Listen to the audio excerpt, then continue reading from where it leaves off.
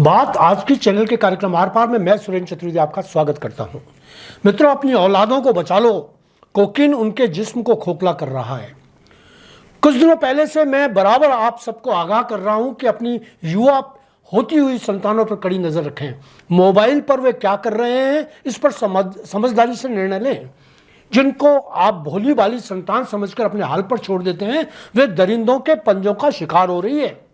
दैनिक भास्कर अखबार में जो खबर आज छपी है उसे मैं बहुत समय से आपको समातों के हवाले कर रहा था।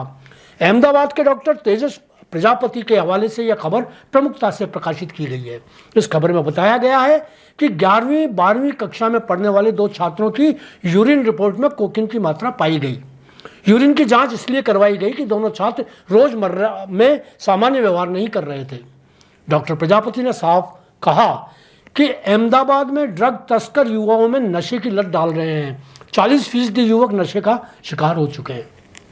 सूखा जहर उनकी धमनियों में कब्जा कर चुका है। यह बहुत भयावह स्थिति है।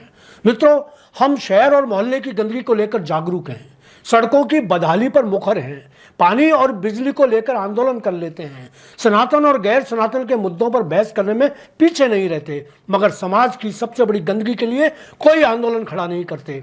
सामाजिक प्रदूषण के विरुद्ध कभी मुट्ठी नहीं तानते। आखिर हम कहां जाकर अपनी पीढ़ियों को मुंह दिखाएंगे? भेष बदल बदल कर दरिंदे हमारी पीढ़ियों को खोखला कर रहे हैं। पुड़ियों में जहर बेचा जा रहा है। जवान लड़के ही नहीं, लड़कियां भी हॉस्टल्स और क्लब में जाकर जहरीले धुओं को रगों में घोल रही हैं। गरीब हो या अमीर, दोनों ही वर्ग के युवाओं को शिकार बनाया जा रहा है।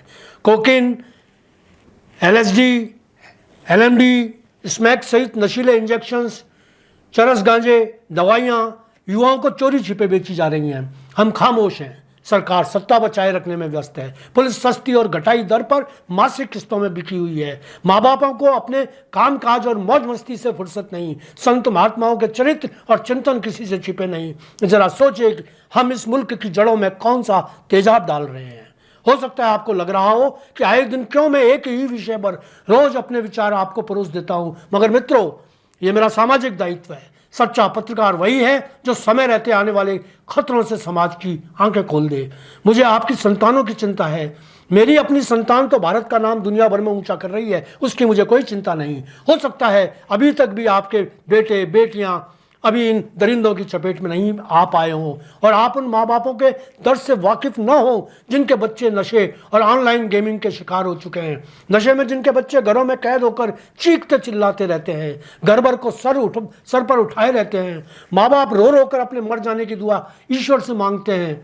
डॉक्टर्स द्वारा इलाज के नाम पर लाखों रुपए खर्च करवा लिए जाते हैं। मनोचिकित्सक हाथ खड़ा कर देते हैं। बाबाओं और तांत्रिकों की चौखट पर माँ बाप माथा फोड़ने को तैयार हो जाते हैं। सच कह रहा हूं मित्रों, भले ही आज आप इस दुविधा जाल में न फंसे हो, मगर फंस गए तो निकलने का कोई रास्ता नहीं निकलेगा। भीलवाड़ा के शाहपुरा से ऐसे ही एक अभिभावक ने मेरे ब्लॉग को पढ़कर फोन किया। बताया कि भीलवाड़ा जिले में हालात बेहद बदतर हो चुके हैं। नशे का शिकार होकर युवा बर्बाद हो रहे हैं। यह हाल भीलवाड़ा का ही नहीं, हर जिले का है। पिछले दिनों मैंने केकड़ी, ब्यावर, किशनगढ़, पुष्कर, अजमेर को लेकर चिंता व्यक्त की थी। सच में अब तो गांवों तक के युवक नशे का शिकार होते जा रहे हैं। सरकार, पुलिस, अधिकारी कोई हथेली नहीं लगाएगा। दोस्तों, धर्म युद्ध में गांडीव अर्जुन को खुद उठाना पड़ता है। आप भी समझ लीजिएगा कि औलाद आपने पैदा की है, उनको सुरक्षित रखने की जिम्मेदारी भी आपकी ही है। आज इतना ही, धन्यवाद।